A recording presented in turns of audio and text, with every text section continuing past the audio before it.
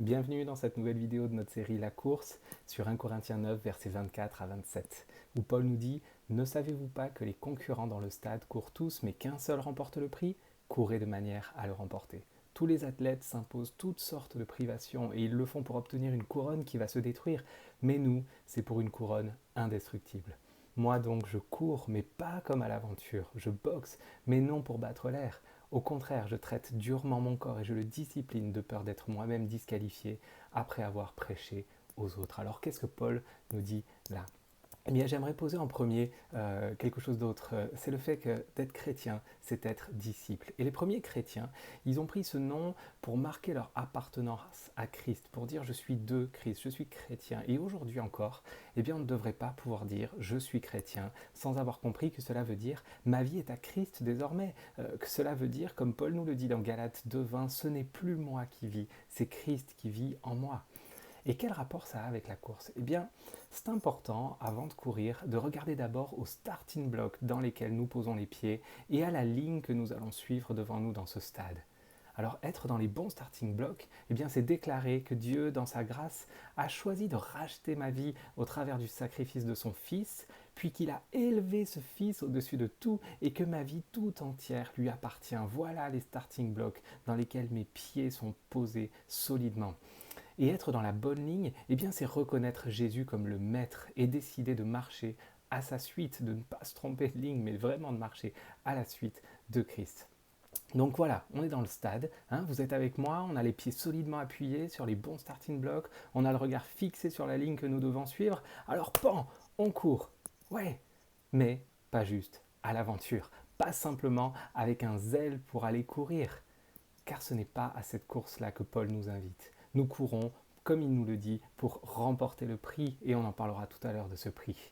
Donc on ne court pas au hasard, juste avec l'envie et l'énergie de courir, mais sans but précis. C'est excellent d'avoir du zèle, de l'envie, de l'énergie, à condition de mettre tout ça dans la perspective de suivre la bonne ligne. Sinon, eh bien, ça marche un temps, et puis, comme dans Ésaïe 40, versets 30 à 31, les jeunes gens se lassent et ils s'épuisent, et même de robustes gaillards tombent, mais ceux qui comptent sur l'Éternel renouvellent leurs forces, ils prennent leur envol comme de jeunes aigles, sans se lasser, ils courent, ils marchent en avant et ne s'épuisent pas. Amen. Et ce passage, il nous donne une clé essentielle pour la course. Ceux qui espèrent en l'Éternel renouvellent leurs forces. Ceux qui espèrent en l'Éternel. Cette espérance, elle concerne notre foi en Dieu et pas notre foi en nous-mêmes. Il n'est pas question de ma foi dans ma capacité à courir. C'est pas ma capacité à courir de peur, et bien que je perde confiance si j'échoue, ou que je finisse par me servir moi-même si je réussis bien. Ce n'est pas une question de ma capacité à courir, et ce n'est pas non plus la foi dans mon envie de courir, de peur de me lasser avec le temps, ou de rechercher ce qui touche mes émotions, ou ce qui me plaît, et que j'en vienne même à rejeter des passages de la Bible qui sont trop contraignants parce qu'ils ne me donnent pas envie de courir. Donc il n'est pas question de ma capacité à courir, il n'est pas question de ma foi dans mon envie de courir, et il n'est pas question non plus de ma foi dans mon énergie à courir, de peur de me fatiguer tout simplement, ou de faire de cette course un job, un devoir, un automatisme culturel ou même légaliste. Et donc, cette clé de l'espérance en Dieu, de notre foi en Dieu, est essentielle dans la course, aussi parce que certains se disent peut-être depuis tout à l'heure, quelle pression de ne pas me tromper de ligne, de courir la bonne course. Ou peut-être que d'autres, ça soulève cette question-là, de dire mais quel est mon appel? Quelle est ma destinée? Quelle est cette ligne que je dois suivre dans ma vie? Eh bien rassurez-vous si c'est votre cas, parce que la réponse elle est extrêmement simple, elle a déjà été donnée par Jésus et il a été extrêmement clair. Et je vous assure que tout le monde peut la comprendre. Il a simplement dit, toi, suis-moi. Toi, suis-moi. Voilà notre appel. Voilà notre appel. Courir vers Christ, suivre Christ, regarder à Christ, mettre notre focus sur Christ, tourner notre cœur vers Christ, chercher à ressembler à Christ, chercher à servir Christ, l'aimer lui le premier. Toi, suis-moi. oui Seigneur, je viens. Voilà notre première réponse à l'appel que Dieu donne dans nos vies. Et ensuite, ces choses-là vont se spécialiser et on va voir d'autres choses un petit peu plus loin.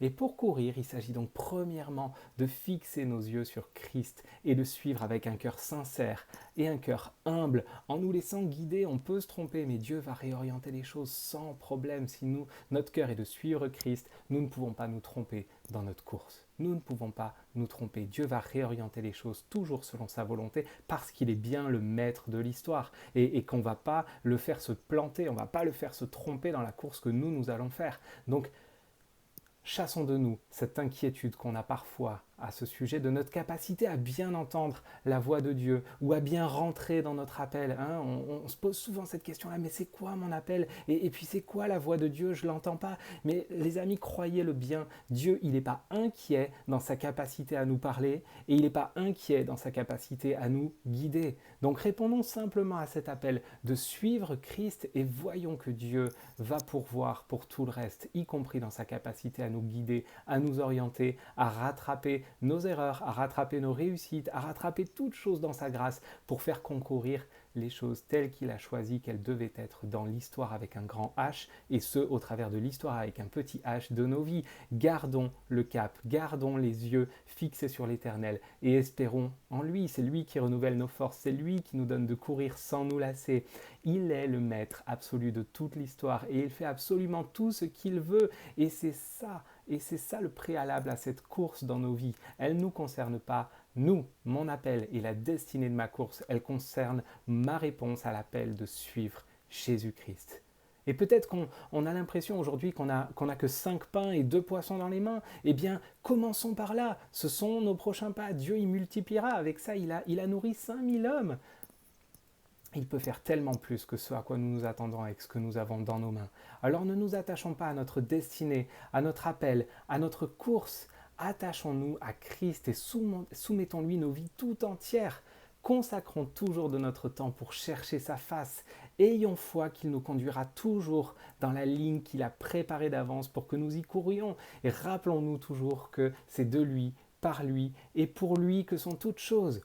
Alors dans la course tous les jours les amis, gardons les yeux fixés sur Christ. C'est lui l'alpha et l'oméga, le commencement et la fin. Il est l'origine de toutes choses et le but ultime vers lequel tout converge.